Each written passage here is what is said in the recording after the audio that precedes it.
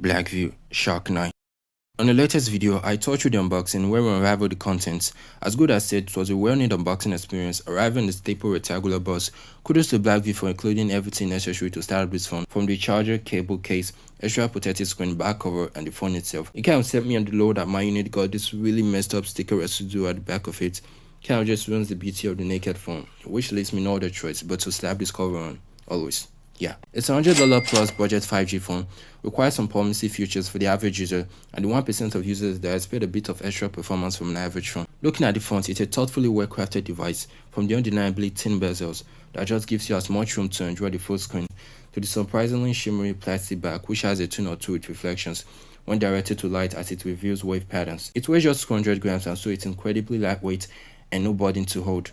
The body can aggressively attract fingerprint spots, but with the case on, it's less prone and revealing.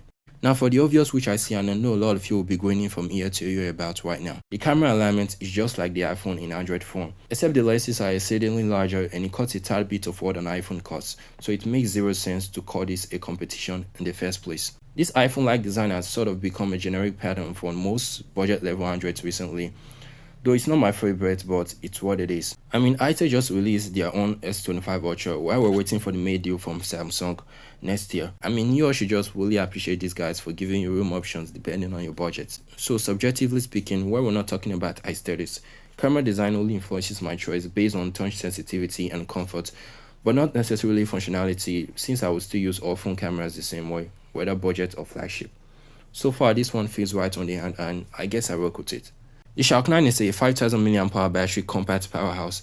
5000 mAh has always been the generational standard for almost every regular compact smartphone available today and dated from a few years back. Now any device below 5000 mAh in 2024 that's not affordable, it just doesn't seem reasonable and efficient. With a budget Blackview phone like the Shark 9, you're on the same playing field with most competitor phones today in the battery department. Best to structure your expectations that this phone is not rugged material even though it's from Blackview. No IP rating, no overly promised durability, just a simple regular phone that requires regular care and maintenance. Blackview has always been a household name for all things rugged. Now ever since they diversified their production chain to include slimmer and compact phones and gadgets like the Shark series, they've managed to adapt well on this market. The battery on my observation for non-stop video playback took approximately 7 hours and a few minutes to get it to 50%. So that's like 14 hours of total video playback on full battery. Brightness was on medium for this result. On 37 minutes gaming marathon, the battery went from 98% to 87%, while the temperature for the device recorded 45 degrees Celsius in comparison to 33 degrees Celsius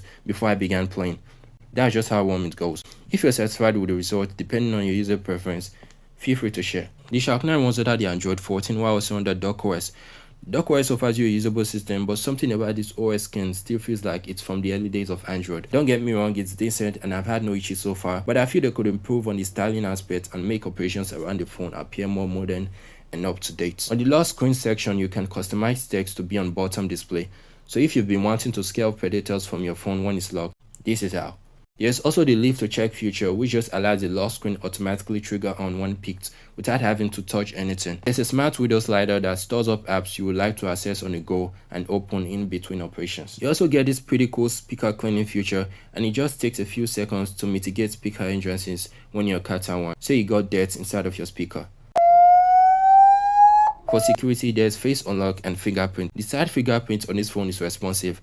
That is with your fingers clear and free of dirt or moisture. You get a few customization options for dims and appearances.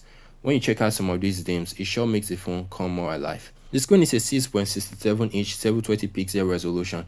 The display makes content come more alive with no displeasures. The colors are bright thanks to 700 nits of peak brightness. Details are sharp and you would enjoy content viewed on the screen as it should be.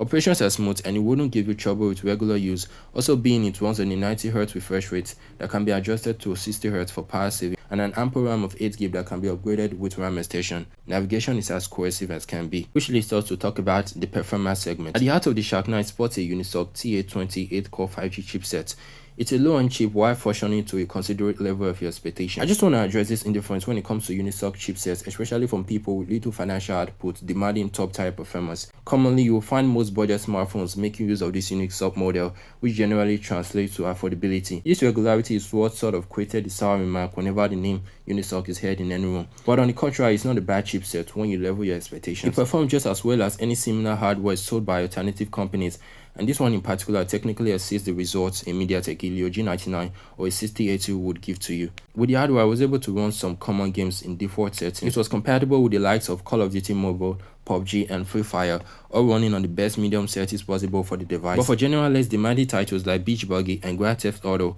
it went smooth like hands on ice. On Geekbench says the Shark 9 delivers a score of 357 on single score and 1041 on the multi-score test.